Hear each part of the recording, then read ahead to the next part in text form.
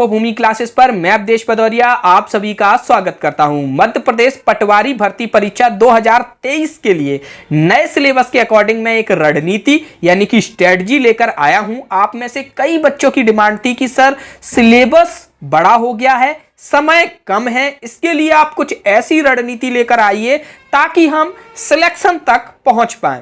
तो कल मैंने यहाँ पर आप लोगों से शंका समस्याएं भी पूछी थी, उसमें से बहुत बच्चों के मैसेज आए। कुछ ऐसे मैसेज मैंने देख लिए हैं जिनमें सभी के एक क्वेरी समाहित हो जाती हैं। जैसे कि एक कैलाश जी का क्वेश्चन था कि सर आप कुछ ऐसा बताइए जिससे एमपी पुलिस और वनरक्षक का सिलेबस भी पटवारी के साथ ही कवर हो जाए, है ना, और डेली रूटीन क्या हो इसके बारे में भी बताइए। फिर एक क्वेश्चन था कि आप सर लेबर इंस्पेक्टर के प्रीवियस ईयर के क्वेश्चन पेपर सॉल्व कराइए, तो वो भी हम कराएंगे। और सत्य जी का एक क्वेश्चन था कि 8 सब्जेक्ट हैं, उनको डेली पढ़ना पॉसिबल नहीं है, तो किस सब्जेक्ट को कब पढ़ें और किस तरीके से अपनी तैयारी करें। तो इन सारी चीजों के बारे में हम डिस्कस करेंगे। सबसे पहले महत्वपूर्ण बात यह है कि इस स्ट्रेटजी वीडियो का 1 मिनट भी आपको नहीं छोड़ना है, 1 मिनट भी स्किप नहीं करना है, क्योंकि अभी अगर आप ये 20 मिनट का स्ट्रेटजी वीडियो कंप्लीटली देख लोगे तो आपको आगे 100 दिन क्या करना है, किस तरीके से पढ़ाई करनी है, उसके लिए कहीं भटकना नहीं पड़ेगा। ना ही आप कहीं पर अटक जाओगे कि नहीं तो कोई एक ही सब्जेक्ट पढ़ते जा रहे हो, और जिस दिन एग्जाम होगा उस दिन ये चीज रियलाइज होगी कि काश थोड़ा यहां से भी थोड़ा वहां से भी सारी चीजों को कवर कर लेते तो हमारा सिलेक्शन हो जाता, है ना। तो यहां पर हम सबसे पहले देखते हैं कि हमारे पास दिन कितने बचे हैं। तो अगर 1 दिसंबर से आप देखोगे तो 105 दिन बचे हैं, क्योंकि 15 मार्च से आपके एग्जाम स्टार्ट हो जाएंगे। इन 105 दिनों में 5 दिन हो सकता है आपको कहीं छुट्टी लेनी पड़े या आप बीमार हो जाए, तो आप ये मान के चलिए 100 दिन इफेक्टिव हैं जिनमें आप पढ़ाई कर पाओगे। एग्जाम पैटर्न को हम सबसे पहले समझें तो एग्जाम पैटर्न में क्या है, 200 क्वेश्चन है, 200 मार्क्स के हैं, 1 मार्क का 1 क्वेश्चन है, कोई नेगेटिव मार्किंग नहीं है। एग्जाम आपका 2 पार्ट में होगा, पार्ट 1 और पार्ट 2। बहुत से भोले बच्चे यहां कंफ्यूज हो रहे हैं, वो ये कह रहे हैं कि सर एग्जाम 2 शिफ्ट में होगा क्या, सुबह होगा फिर शाम को होगा। तो ऐसा नहीं है, एग्जाम एक ही बार में होगा, एक ही बार में होगा। 3 घंटे का पूरा एग्जाम होगा, उस एक ही बार में आपका पार्ट 1 और पार्ट 2 दोनों खुल जाएंगे और 3 घंटे में आपको ये 8 के 8 सब्जेक्ट वहां पर दिखने लगेंगे। तो ये पार्ट 1 में जो सब्जेक्ट है वो है सामान्य विज्ञान, सामान्य हिंदी, सामान्य अंग्रेजी और सामान्य गणित। पार्ट 2 में जो सब्जेक्ट है वो सामान्य ज्ञान एवं अभिरुचि यानी जीके, सामान्य कंप्यूटर ज्ञान, सामान्य तार्किक योग्यता और सामान्य प्रबंधन यानी मैनेजमेंट। 3 घंटे हैं। कठिनाई स्तर आपका क्या रहने वाला है, अभी तक हम क्या है जो कठिनाई स्तर है वो प्रीवियस ईयर के क्वेश्चन पेपर से समझते थे। जैसे अभी तक जो सिलेबस था उसके अकॉर्डिंग हम पटवारी के पिछले बार के पेपर्स को देख रहे थे कि उनका कठिनाई स्तर क्या है, उसी तरीके का अभी होगा और उसी तरीके से हम अपनी तैयारी कर रहे थे। लेकिन अब चूंकि इसको ग्रुप 2 सब ग्रुप 4 के अंतर्गत ला दिया गया है और इसमें अन्य परीक्षाएं भी, अन्य पोस्ट के लिए भी परीक्षाएं हो रही हैं, तो इसका जो आपका कठिनाई स्तर है वो ग्रुप 2 सब ग्रुप 4 के लेवल का रहेगा। और ये एग्जाम 2 बार व्यापम कंडक्ट करा चुकी है, एक बार 2017 में और एक बार 2018 में। 2017 के हमारे पास 12 पेपर अवेलेबल हैं और 2018 के 2 पेपर अवेलेबल हैं। ये पूरे 14 के 14 पिछले बार के पेपर आपको हमारे एप्लीकेशन पर भी मिल जाएंगे, वहां से आप इन्हें देख सकते हो। अब यहां पर एक और महत्वपूर्ण बात है कि 25 अंक का हर सब्जेक्ट होगा। हालांकि नोटिफिकेशन में ये क्लियर नहीं किया गया है कि हर सब्जेक्ट 25 नंबर का होगा, लेकिन पिछली बार 2017 और 2018 में जब भी ग्रुप 2 सब ग्रुप 4 का एग्जाम हुआ है हमेशा 25-25 नंबर के 8 सब्जेक्ट डिवाइड रहे हैं। तो इसी तरीके का पैटर्न इस बार भी देखने को मिलेगा। आगे हम पढ़ें कि सब्जेक्ट, अब देखो आगे मैं आपको एक महत्वपूर्ण बात बता दूं कि जो सब्जेक्ट वाइज रणनीति है, ये 8 सब्जेक्ट हैं, 8 सब्जेक्ट का सिलेबस क्या होगा, उस सिलेबस में आपको पहले क्या पढ़ना है, बाद में क्या पढ़ना है, कौन सा इंपॉर्टेंट है, कौन सा ज्यादा इंपॉर्टेंट नहीं है, ठीक है, कौन सा स्कोरिंग है ज्यादा, ये सारी चीजें मैं अलग से 8 वीडियो बनाऊंगा subject wise syllabus and strategy के। जैसे गणित के लिए अलग, मैनेजमेंट के लिए अलग, पिछली बार कैसे पेपर आए थे, कहां से पेपर बन रहा था, तो उनके लिए हम एक अलग रणनीति बनाएंगे। अभी हम क्या कर रहे हैं, एक संपूर्ण रणनीति बना रहे हैं। पहले हम पूरे पेपर की रणनीति बना लें कि 8 सब्जेक्ट में से कौन से सब्जेक्ट्स पे ज्यादा ध्यान देना है, कौन से सब्जेक्ट को कितना टाइम देना है, कब किसकी प्रैक्टिस करनी है, ये सारी चीजें अभी हम देख लें। उसके बाद विषयवार रणनीति बना लेंगे और फिर इनका क्रियान्वयन कैसे करें दोनों को मिलाकर वो देख लेंगे। अब हम आते हैं अपनी मुख्य रणनीति पर कि हमारी जो स्ट्रेटजी है वो क्या है। तो ये पूरी जो स्ट्रेटजी है उसको मैंने एक ध्येय वाक्य से जोड़ दिया है, जो ये है कि जिसने पूरा पढ़ लिया बनेगा वही पटवारी, जो बीच में अटक गया उसको भूल पड़ेगी ये भारी। बीच में अटकने का मतलब क्या है? देखो मैं ये कहना चाह रहा हूं 8 सब्जेक्ट हैं और 8 सब्जेक्ट जिसने पूरे पूरे पढ़ लिए, मतलब पूरे पूरे सिलेबस का उन्होंने 80% पार्ट भी अगर 8 सब्जेक्ट का कर लिया तो आपके 8 सब्जेक्ट में नंबर बन जाएंगे और आप बिल्कुल सिलेक्शन पर पहुंच जाएंगे। अभी मैं आगे समझाऊंगा कैसे। लेकिन अगर आप कुछ सब्जेक्ट्स में ही अटक गए कि आपको मैथ ही मैथ पढ़ना है, रीजनिंग ही पढ़नी है, तो कुछ सब्जेक्ट आपके ऐसे रह जाएंगे जिनमें आपके 6 नंबर, 8 नंबर, 10 नंबर, 11 नंबर आएंगे और फिर आप सिलेक्शन से कोसों दूर हो जाएंगे, है ना। क्योंकि समय कम है, आपके पास 2 साल नहीं है कि आप बड़ा अच्छे से स्ट्रेटजी, मतलब बड़ा पूरा फुल डिटेल से हर सब्जेक्ट को पढ़ पाएं। आपके पास 100 दिन है और बहुत ही कम टाइम है। उस टाइम को किस तरीके से सब्जेक्ट वाइज आपको डिवोट करना है कि सारे सब्जेक्ट्स आपके कवर भी हो जाएं और आप हर सब्जेक्ट में एक एवरेज मार्क्स से ऊपर लेकर आ पाए, है ना।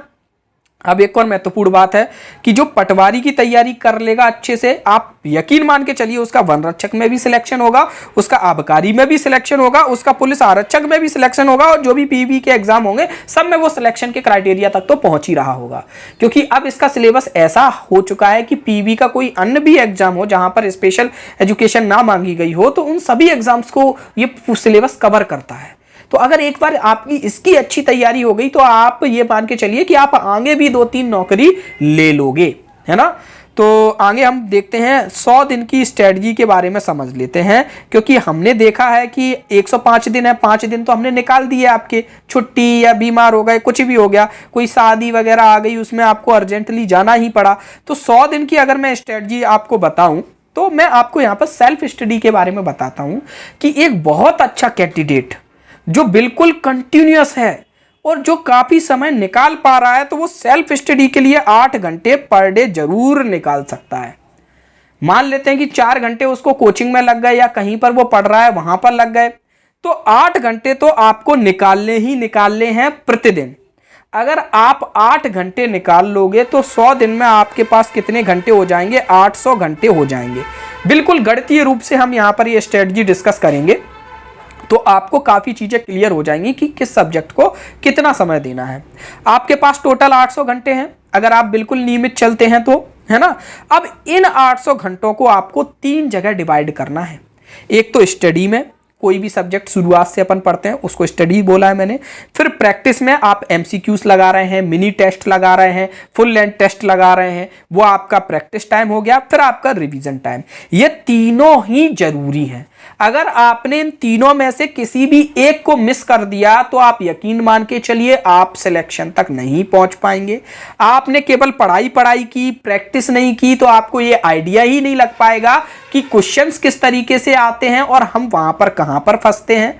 और अगर आपने रिवाइज ही नहीं किया तो आपको वो फैक्ट्स, वो चीजें याद ही नहीं रह पाएंगी और आप चाहे कुछ करते रहिएगा, आपने जो पढ़ा है आप उसको रिकॉल ही नहीं कर पाएंगे। तो ये तीनों चीजों में टाइम डिवोट करना बहुत जरूरी है। तो हम यहाँ पर जो एक स्टैंडर्ड होता है स्टडी टाइम का और रिवीजन टाइम का, वो होता है 3:1 का, कि आपने अगर 3 घंटे पढ़ाई की है तो 1 घंटे आपका रिवीजन जरूर होना चाहिए उन 3 घंटे की पढ़ाई के लिए। अब वो 1 घंटे का रिवीजन हो ऐसे सकता है कि पहले आपने आधा घंटे का रिवीजन कर दिया, पहला रिवीजन, फिर अगले जो आपके 3 और रिवीजन मार दिए वो आपने 10-10 मिनट के कर दिए, तो टोटल 4 रिवीजन हो गए उस 3 घंटे की स्टडी के लिए, लेकिन हो गया टोटल 1 घंटे का रिवीजन। अब अगर जब आप 4 बार उसको रिवाइज कर लोगे तो आप उस चीज को कभी भूलोगे नहीं। तो ये रिवीजन का एक स्टैंडर्ड टाइम होता है। लेकिन दोस्तों 8 सब्जेक्ट, केवल 800 घंटे, हर सब्जेक्ट को आप 100 घंटे दे सकते हो अगर यहां से समझोगे तो यहां पर आपको स्टडी टाइम और रिवीजन टाइम में थोड़ा सा हेलमेल करना पड़ेगा।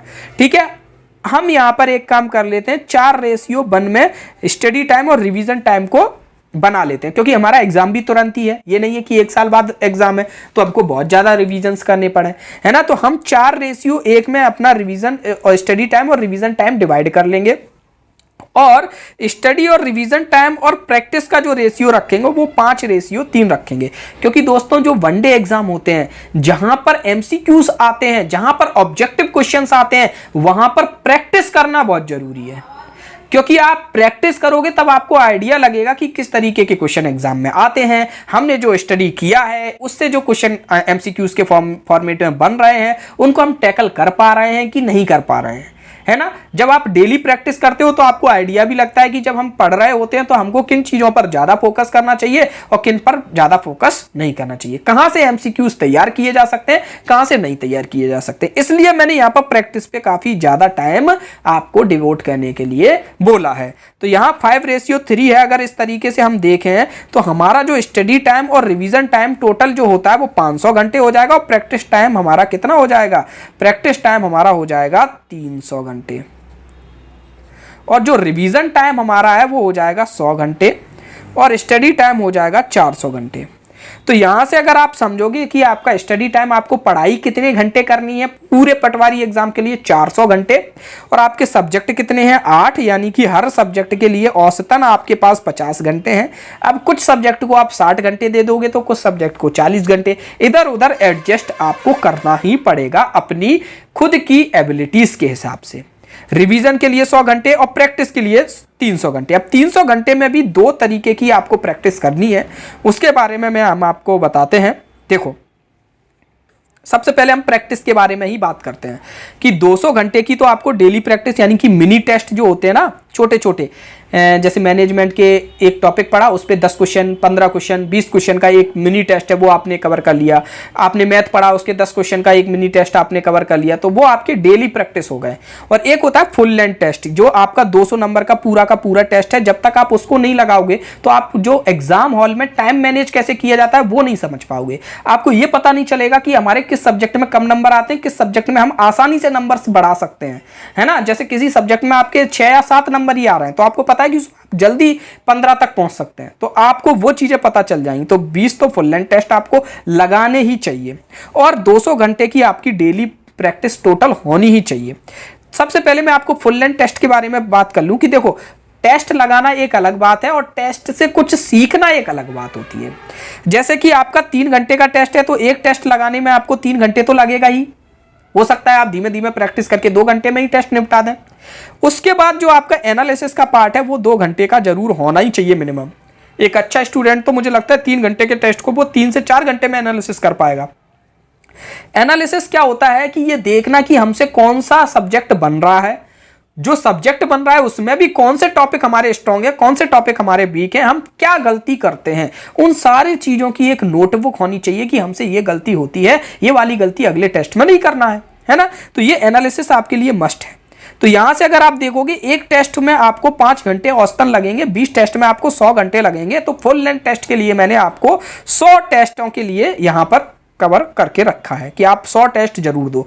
और आप ये बात कभी मत सोचो कि जब हम पूरा सिलेबस पढ़ लेंगे उसके बाद ही फुल लेंथ टेस्ट देंगे। एक्चुअली में ये जितना भी सिलेबस है आपने कभी ना कभी तो पढ़ा ही होगा, है ना। आपने 10वीं 12वीं ग्रेजुएशन सब कुछ कर रखी है, तो ये सारी चीजें आपने पढ़ रखी होंगी। इसलिए फुल लेंथ टेस्ट आप ये मत सोचिएगा कि पूरा सिलेबस कवर कर लें तभी दें। फुल लेंथ टेस्ट सबसे पहले तो आप शुरू में हर 2-3 दिन बाद एक टेस्ट दे लें और 5 टेस्ट आप शुरू में जरूर दे लो फुल लेंथ टेस्ट। उससे क्या है, शुरुआत में ही आपको पता चल जाएगा कि आपकी कमजोरियां क्या हैं और आपको कहां पर काम करना है। उसके बाद हर वीक में एक टेस्ट आप जरूर दीजिएगा और जब एग्जाम के पहले जो आपके 10 दिन बचेंगे ना उसमें 5 टेस्ट, हर दूसरे दिन आप एक फुल लेंथ टेस्ट जरूर दीजिएगा, जिससे आपको अपनी कमजोरियों का और एग्जाम हॉल में आपको क्या स्ट्रेटजी रखनी है उसके बारे में मालूम चल जाएगा, है ना। अब देखते हैं डेली प्रैक्टिस। डेली प्रैक्टिस की जरूरत क्या है। देखिए, मैंने कई बार बच्चों को देखा है या तो वो केवल और केवल प्रैक्टिस ही करते रहते हैं, वो एमसीक्यूज ही लगाते रहेंगे और सीधे पेपर में चले जाएंगे, या फिर वो क्या करेंगे केवल थ्योरी पोर्शन कवर करते जा रहे हैं और पेपर में चले जाएंगे। तो ये दोनों ही चीजें खतरनाक हैं।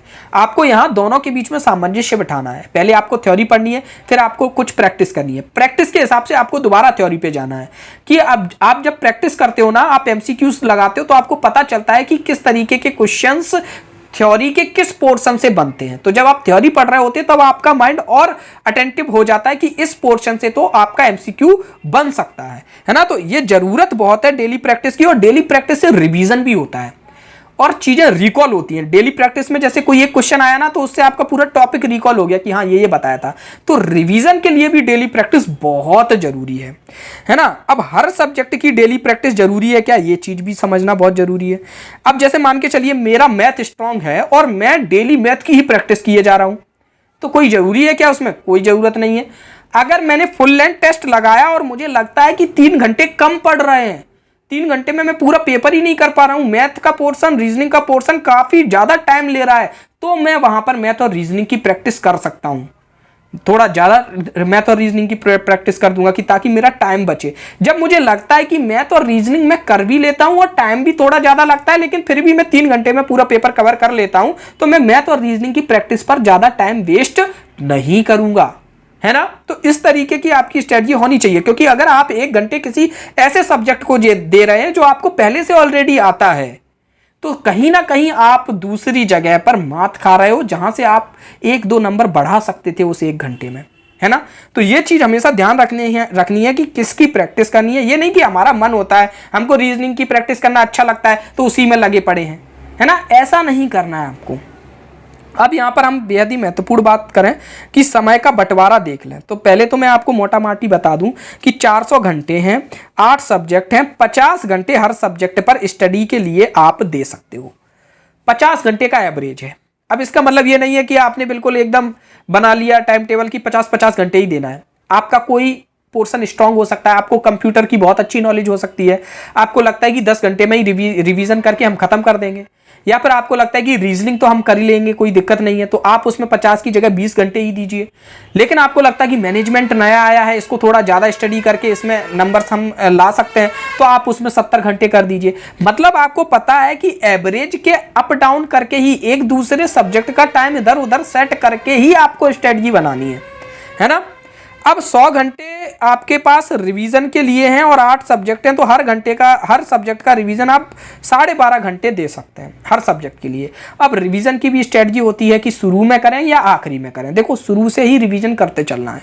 शुरू में रिवीजन थोड़ा थोड़ा होता है, आखिरी में रिवीजन का पोर्शन थोड़ा बढ़ जाएगा आपका, बस इसी तरीके से। अगर आप शुरुआत में रिवीजन नहीं करेंगे ना, तो जब आप 90 दिन बाद उस विषय को देख रहे होंगे तो आपको वो फिर से नया लगने लगेगा।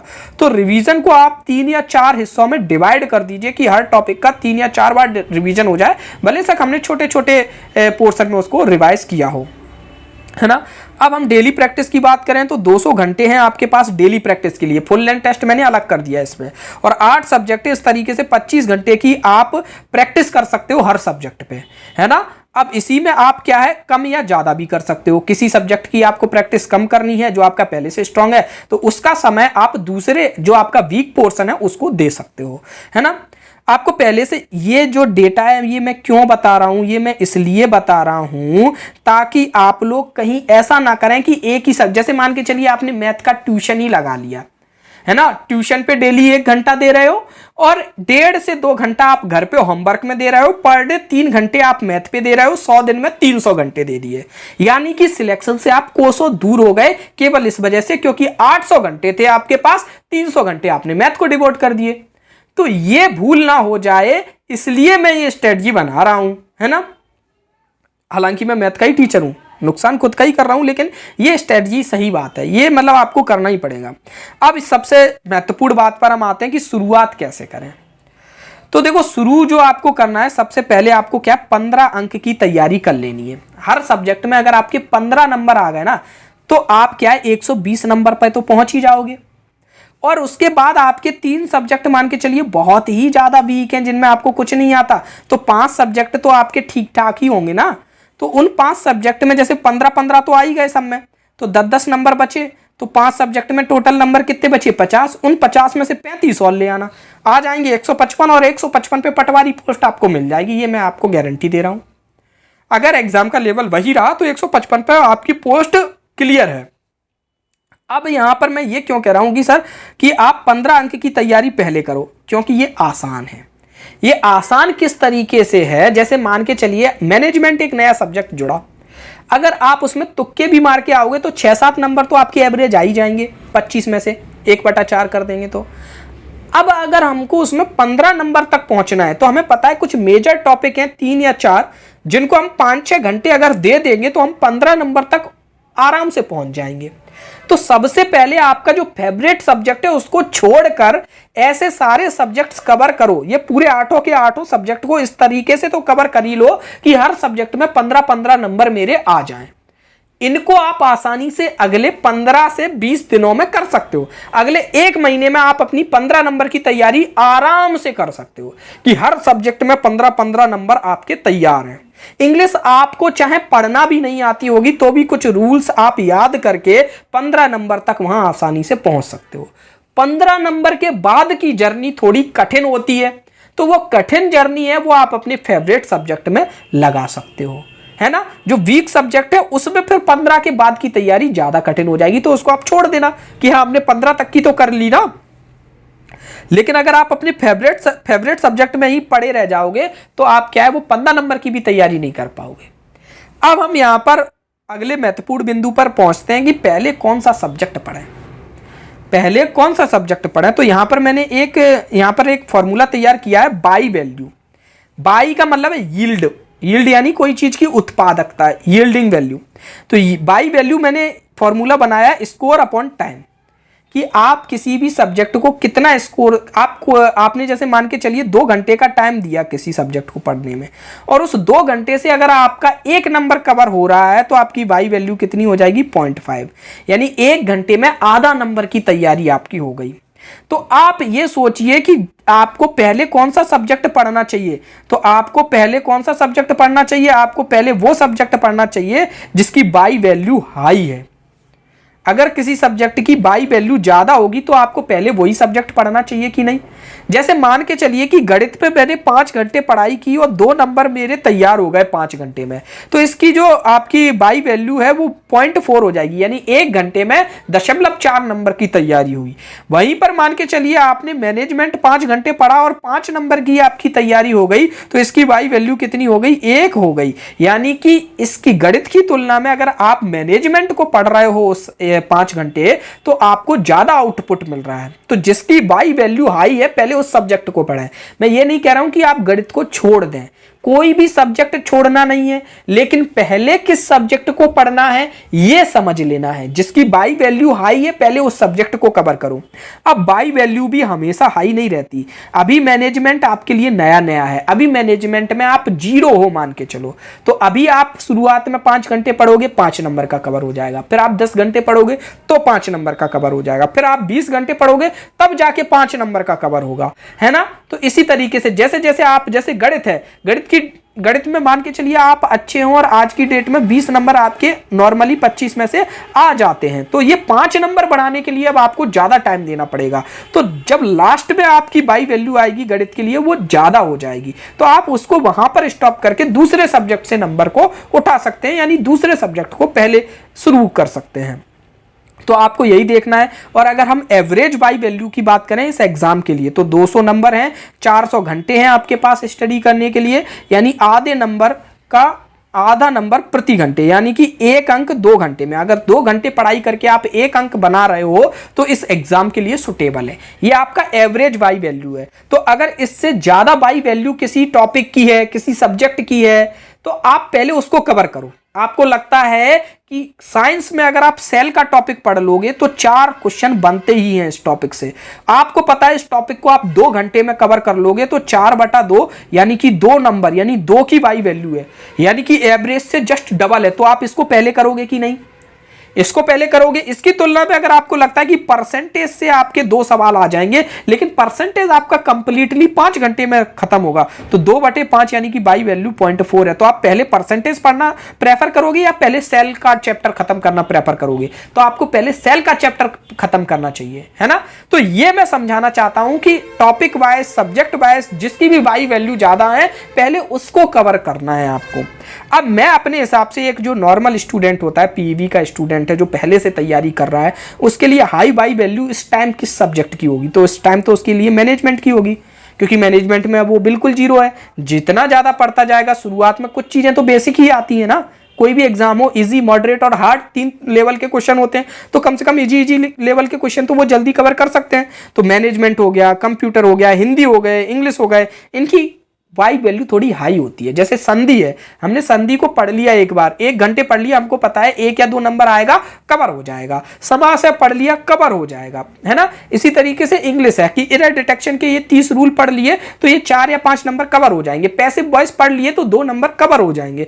तो ये चीजें इनमें भी टॉपिक होते हैं, उन टॉपिक के हिसाब से वाई वैल्यू क्रिएट होती है, तो उसको आप पहले कवर करोगे।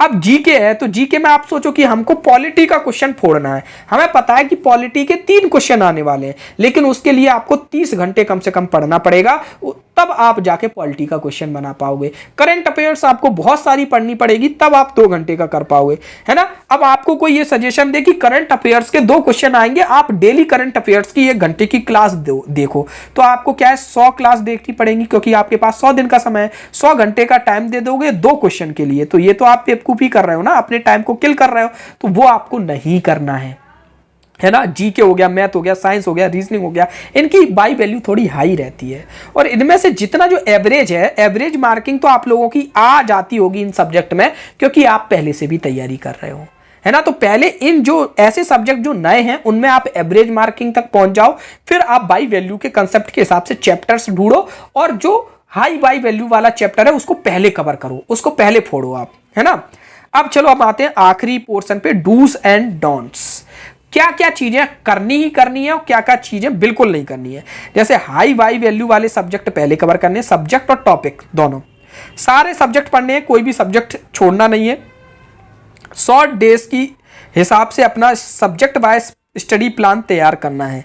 आपको खुद का स्टडी प्लान खुद से तैयार करना है कि हम एक दिन में 8 सब्जेक्ट पढ़ें, कि एक दिन में 4 सब्जेक्ट पढ़ें, या पहले 2 सब्जेक्ट कवर करें, फिर 2 करें, फिर 2 करें, या फिर 2 करें। इस तरीके से आपको खुद का सब्जेक्ट वाइज स्टडी प्लान बनाना है, या फिर हर सब्जेक्ट के by value, high scoring value वाले टॉपिक्स चैप्टर्स को अलग रख के बाई वैल्यू वाले को उनको पहले कवर करें और फिर बाद में कवर करें, है ना। प्रतिदिन प्रैक्टिस और रिवीजन के लिए टाइम देना, ये नहीं कि प्रैक्टिस बाद में कर लेंगे, पहले सब्जेक्ट, पहले सिलेबस कवर कर लें पूरा, फिर प्रैक्टिस करेंगे। जो लोग ये करते हैं, मैं यकीन मान के चलता हूं इसमें से 99% लोग फेल होते हैं। 1% लोग एक्स्ट्रा ऑर्डिनरी होते हैं, वो बहुत इंटेलिजेंट होते हैं, इसलिए वो काम कर रहे होते हैं, वो सारी चीजें मैनेज कर ले जाएंगे। लेकिन आप अगर भोले बच्चे हैं ना, और ये सोचो कि पहले पूरा सिलेबस तो कवर कर लें तब टेस्ट देंगे, अभी टेस्ट देंगे तो कम नंबर आएंगे, तो कम नंबर के डर के चक्कर में अगर आप टेस्ट या नहीं दे रहे हैं, प्रैक्टिस नहीं कर रहे हैं, तो आप ये यकीन मान के चलिए आप अपने आप को बेवकूफ बना रहे हैं और आप सिलेक्शन नहीं ले पाएंगे। सप्ताह में एक फुल लेंथ टेस्ट जरूर देना है और उसका भी एनालिसिस करना है। जितने नंबर कम आएंगे उतना ही प्रोग्रेस के ज्यादा चांसेस रहेंगे, उतने ही हाई चांसेस रहेंगे प्रोग्रेस के। अब कुछ चीजें ऐसी जो करनी ही नहीं है बिल्कुल, डोंट्स। 4 जगह का कंटेंट इकट्ठा नहीं करना है। जैसे अभी सर हमको पीडीएफ दे दो, इसकी भी पीडीएफ, उसकी भी पीडीएफ, 4 जगह की पीडीएफ भले सक इकट्ठी कर लो, टाइम तो उतना ही है, एक सब्जेक्ट पे 50 घंटे ही तो दे पाओगे। आप 10 कोचिंग का स्टडी मटेरियल इकट्ठा कर लोगे तो उससे काम थोड़ी चलने वाला है ना। आपको एक जगह का कंटेंट देख लो कहीं का भी जो आपको सुटेबल लगे, अच्छा लगे, थोड़ा सा टाइम उस रिसर्च में भले सक लगा लो, फिर उसी को देखते चलो, है ना। अब क्या है, किसी 1 या 2 सब्जेक्ट पर पूरा फोकस करने की जरूरत नहीं कि पूरा फोकस बस मैथ रीजनिंग ही पढ़ते चले जा रहे हैं, है कि नहीं। या साइंस अच्छा लग गया, साइंस ही पढ़ते जा रहा है। मैनेजमेंट नया आया है तो पूरे पटवारी की भर्ती भर मैनेजमेंट ही पढ़ा, हमने 3-3 घंटे क्लास ली पर डे, तो ये काम नहीं करना है। अब क्या है, केवल थ्योरी पर पूरा फोकस नहीं करना है, साथ में प्रैक्टिस भी करते चलना है। ये मैं पहले भी आपको बता चुका हूं। जो पहले से आता है उस पर समय खराब नहीं करना है। जो सब्जेक्ट आपको पहले से आता है, आपको परसेंटेज अच्छे से आता है, अब उसको ज्यादा टाइम देने की जरूरत नहीं है। फुल लेंथ टेस्ट में उसके क्वेश्चन आएंगे, आपसे बन जाएंगे ओके, ठीक है, उसकी ज्यादा प्रैक्टिस करने की भी जरूरत नहीं है। अब ये तो यहां पर आज की स्ट्रेटजी यहां पर कंप्लीट होती है। अब मैं अपकमिंग कुछ लेक्चर्स रहेंगे जिसपे मैं 8 लेक्चर बनाऊंगा सब्जेक्ट वाइज स्ट्रेटजी के, जिसमें हर सब्जेक्ट का मैं क्या करूंगा, एनालिसिस करूंगा प्रीवियस ईयर क्वेश्चन पेपर के आधार पर और व्यापम के अभी जो हाल ही के क्वेश्चन पेपर हैं उनके आधार पर, और ये बताएंगे कि ये जो 8 लेक्चर हैं हर एक सब्जेक्ट वाइज सिलेबस डिस्कस करेंगे और उनके लिए आपकी क्या स्ट्रेटजी होनी चाहिए, हाई बाई वैल्यू वाले टॉपिक उनमें से कौन से हैं, वो सारी चीजें डिस्कस करेंगे। और फिर एक वीडियो बनाएंगे जिसमें ऑनलाइन तैयारी करनी चाहिए या ऑफलाइन करनी चाहिए, वहां पर हम डिस्कस करेंगे कि लाइव करना है या रिकॉर्डेड करें, वीडियो लेक्चर से करें या नोट से करें, या सभी का कॉम्बिनेशन कैसे बनाएं। और एक लेक्चर रहेगा कि हमारा जो कोर्स चल रहा है तपोभूमि क्लासेस के ऐप पर, उसको यूटिलाइज कैसे करें। अभी तो ये एक वीडियो मैं अलग से ही बनाऊंगा, अगले 5 दिन में ये सारे वीडियोस आपको मिल जाएंगे। 4 दिन में आपको पर डे 2 सब्जेक्ट की स्ट्रेटजी मिलेगी और फिर आपको ये ऑनलाइन और ऑफलाइन का एक एक वीडियो 5वें दिन मिल जाएगा। और यहाँ पर मैं आपको थोड़ी चीज़ें अपने कोर्स के बारे में भी बता देता हूँ कि तपोभूमि क्लासेस के ऐप को आपको डाउनलोड करना है गूगल प्ले स्टोर पर। वहाँ पर MP पटवारी का नए पैटर्न के अनुसार हमारा कोर्स चल रहा है, जिसकी रेट अभी डिस्काउंटेड प्राइस है 999 रुपये, बाद में बढ़ जाएगी 30 नवंबर तक आप इसको अवेल कर सकते हैं। यहाँ पर 8 सब्जेक्ट पढ़ाए जा रहे हैं। देखो जैसे ये प्रबंधन हो गया, सामान्य विज्ञान हो गया, सामान्य हिंदी, सामान्य अंग्रेजी, सामान्य गणित, GK, कंप्यूटर और रीजनिंग। और उसके बाद फुल लेंथ टेस्ट भी आपको मिलेंगे। अभी तो ये पिछले टेस्ट हैं, इसकी जगह हम रिप्लेस कर देंगे नए टेस्ट नए सिलेबस के हिसाब से। और ये प्रीवियस ईयर के ग्रुप 2 सब ग्रुप 4 के टेस्ट हैं 14, जो कि पहले हुए थे 2017-18 में। ये आप फ्रीली वहां पे जाके डाउनलोड कर सकते हो।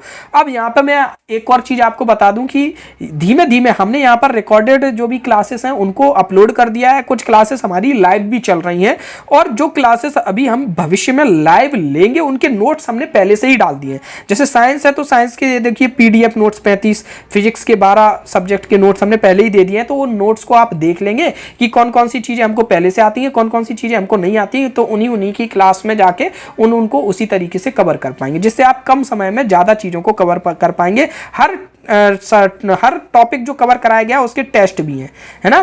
तो देखो आप देखोगे हर टॉपिक में, जैसे कि मान के चलिए यहाँ पर अभी सामान्य प्रबंधन के तो टेस्ट हम बना रहे हैं। जैसे हमने एक टॉपिक कवर किया तो उस टॉपिक का टेस्ट भी रहेगा, है ना। तो इसी तरीके से टेस्ट वाइज, जैसे गणित है 30 वीडियो डले हैं तो 30 टेस्ट भी है ना। तो इस तरीके से टेस्ट भी वहां पर आपको मिलते जाएंगे। तो ये बहुत ही बेहतरीन कोर्स है और मध्य प्रदेश की बेस्ट फैकल्टी है। एक दिन मैं आपको फैकल्टीज के बारे में भी बताऊंगा। हम 2-3 प्लेटफॉर्म के टीचर्स ने मिलकर ये कोर्स तैयार किया है। बेस्ट कोर्स है, बेस्ट फैकल्टी के साथ और अनुभवी लोगों के साथ, जो खुद जिन्होंने एग्जाम क्लियर किए हैं उन लोगों के साथ ये कोर्स आपको देखने को मिलेगा। तो नीचे डिस्क्रिप्शन में लिंक है, आप वहां से इस कोर्स को भी अवेल कर सकते हो। और आपको जो भी शंका, समस्याएं, समाधान जो भी चाहिए हो इस एग्जाम को लेकर, वो भी आप हमसे डिस्कस कर सकते हैं। कमेंट सेक्शन खुला है आपके विचारों के लिए। धन्यवाद। जय माता दी।